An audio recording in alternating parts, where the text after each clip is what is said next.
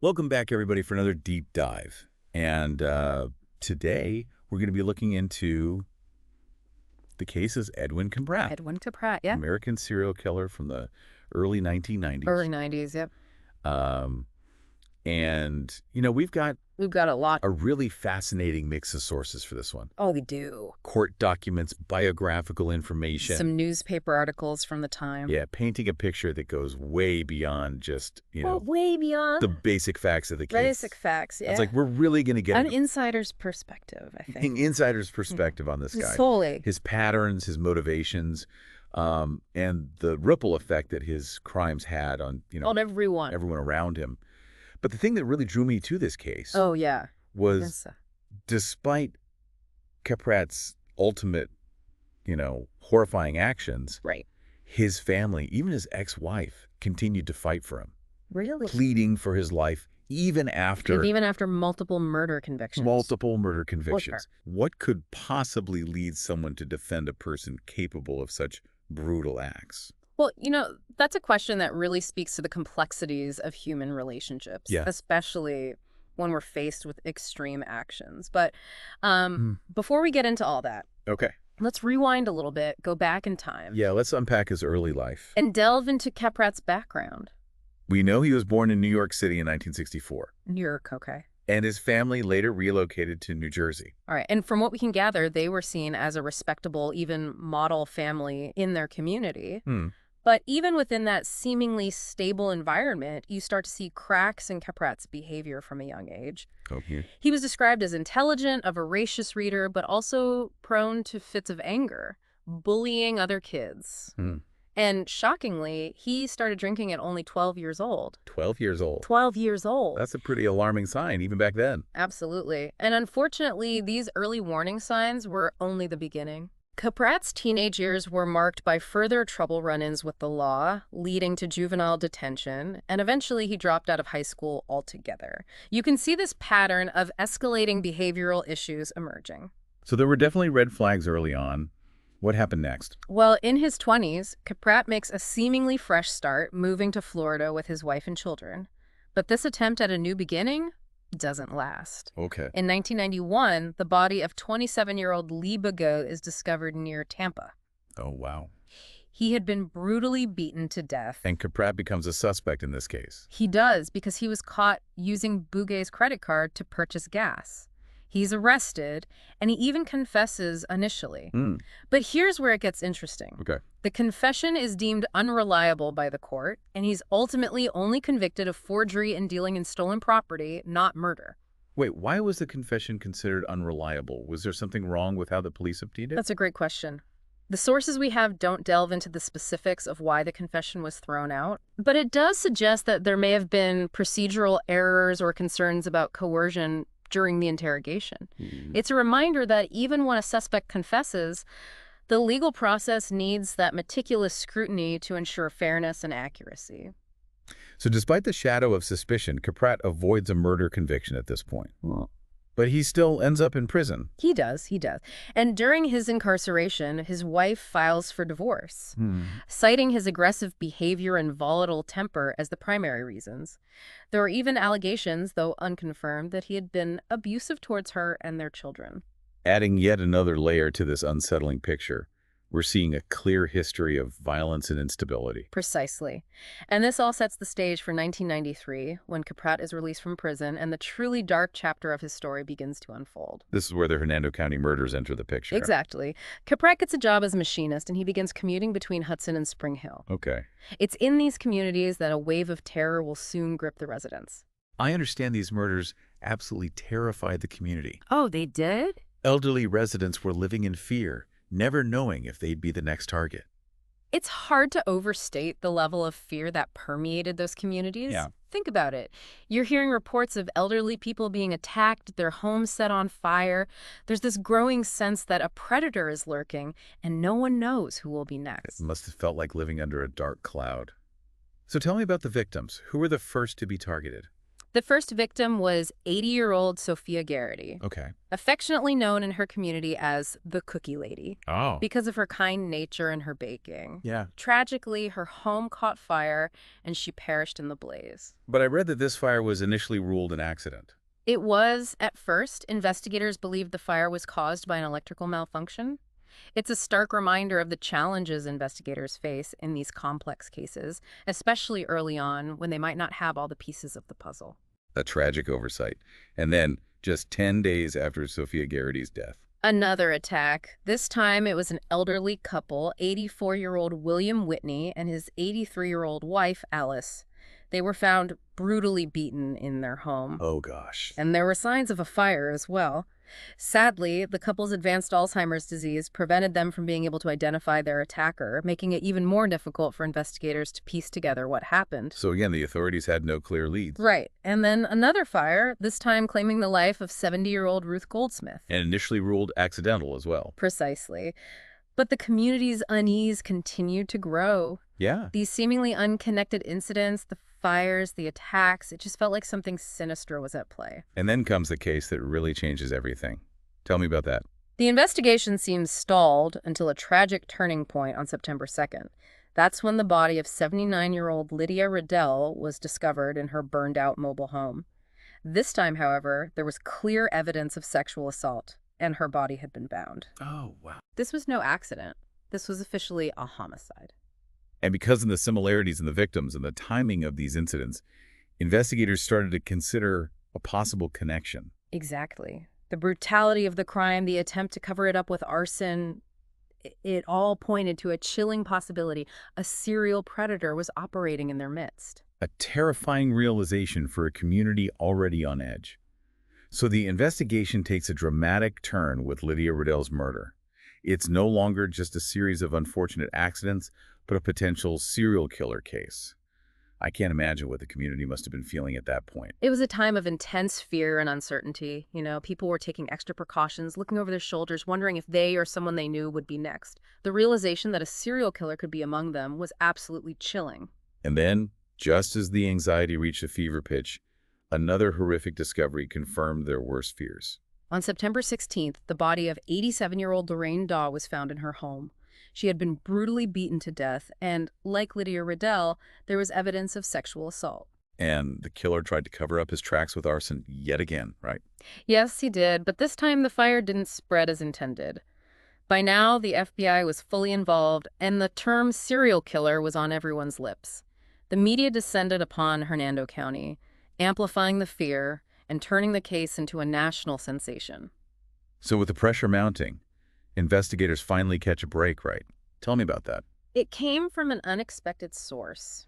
An anonymous tip pointed the police directly to Edwin Kaprat. The same Edwin Kaprat who had been a suspect in the Lee Bougay case years earlier. The one and only. And remember how he had avoided a murder conviction in that case due to an unreliable confession? Yeah. Well, this time the evidence was much stronger. Investigators found Kaprat's fingerprints on a garage window at Lorraine Daw's house. Wow, what are the odds? That must have been a major breakthrough for the investigation. It was.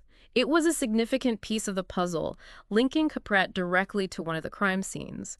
But they still needed more to connect him conclusively to the other murders, so they decided to employ a pretty clever tactic. They sent an undercover officer to befriend Kaprat and gain his trust. That's a fascinating approach. What happened? Did Kaprat reveal anything incriminating to the undercover officer? He did. During one conversation, Kaprat complained about a bite mark on his neck, mentioning that his girlfriend was upset about it. Seemed like an offhand remark, but it turned out to be a crucial mistake. Because that bite mark Matched evidence found on one of the victims. It was a chillingly specific detail that corroborated their suspicions and provided a powerful link between Kaprat and the crimes. That's incredible. It seems like a risky strategy, sending in an undercover officer like that. It could have easily backfired. It certainly carried risks, but in this case, it paid off. And remember those cigarette butts found at several of the crime scenes? You mentioned them earlier. Did they manage to match them to Kaprat somehow? They did.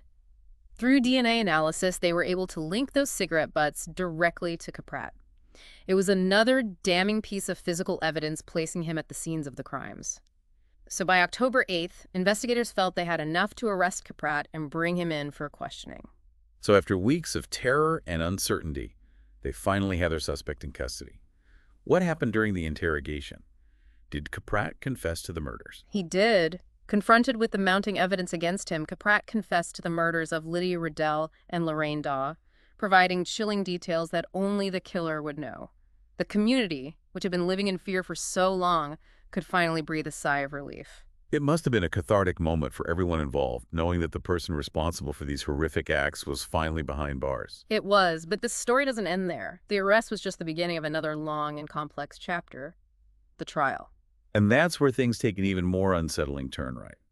Because despite the overwhelming evidence and his own confession, Kaprat's family remained steadfast in their support for him. It's one of the most perplexing aspects of this case. Here you have a man who has admitted to committing these brutal acts, and yet his family, the people who presumably knew him best, were publicly pleading for his life, even after the jury recommended the death penalty. It seems almost unfathomable. How do you begin to make sense of that kind of unwavering loyalty in the face of such horrific actions? It's a question that continues to intrigue psychologists and criminologists to this day. There's no easy answer, but there are a few possible explanations we can explore. Let's delve into that. What are some of the factors that might have contributed to the family's continued support? Well, it's possible that their support stemmed from a deep-seated sense of denial. A refusal to believe that someone they loved could be capable of such monstrous acts. They may have clung to the image of the Kaprat they knew, the intelligent boy, the devoted father, blinding themselves to the darkness that had consumed him. It's almost like they were trying to reconcile two completely different versions of the same person, the loving family member and the cold-blooded killer. Exactly. And sometimes the love and loyalty we feel for our family members can make it incredibly difficult to accept the reality of their actions, especially when those actions are so far outside the realm of what we consider acceptable. So denial could have played a part. What other factors might have been at play? Another possibility is misplaced loyalty. Perhaps they felt an obligation to stand by him no matter what because he was family. There might have been a sense of shame or a fear of judgment from the community if they turned their backs on him. That makes sense. It must have been an incredibly difficult position for them to be in. Absolutely. And we also have to consider the possibility that their support, however misguided, was rooted in a genuine belief in his potential for rehabilitation.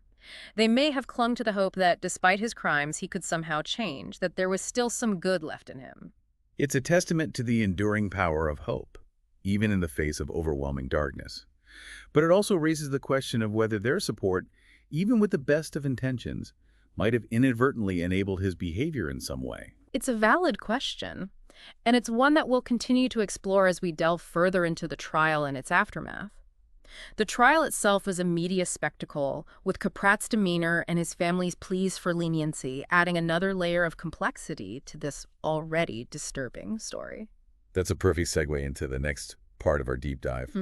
Let's take a closer look at the trial itself, and in particular, Kaprat's behavior throughout the proceedings. We left off with Kaprat's family pleading for his life. Right. Despite, all this evidence against him. Yeah. It's hard to wrap your head around, Yeah. What was Kaprat's own demeanor like during the trial? His behavior was almost as perplexing as his family's support, Newspaper accounts from the time describe him as detached and disinterested throughout much of the proceedings. He seemed more engrossed in reading a book than engaging with the legal arguments Oh my God. presented. There's even this chilling audio clip from his interrogation where he repeatedly asks for cigarettes while being questioned about the murders. Okay, let's hear that clip. Okay. It's hard to imagine being so nonchalant while being accused of such horrific crimes. Yeah, it's unsettling. It's almost as if he's completely disassociated from the gravity of the situation. Yeah. Was this a genuine lack of remorse? Or some kind of calculated attempt to manipulate how people perceived him? It's impossible to say for sure. Yeah. But it definitely contributed to the public's perception of him as cold and unfeeling. Some psychologists speculate that this detached demeanor could be a defense mechanism, a way of coping with the immense pressure and guilt that he might have been feeling. Yeah. Others have suggested it could be a sign of psychopathy, a personality disorder, Right. characterized by this lack of empathy and remorse. It's a disturbing thought, but it does fit with the brutality of his crimes. It does, and And it's important to remember that despite his family's pleas for leniency, Right. the jury ultimately found Kaprat guilty in the murders of Lydia Riddell and Lorraine Daw.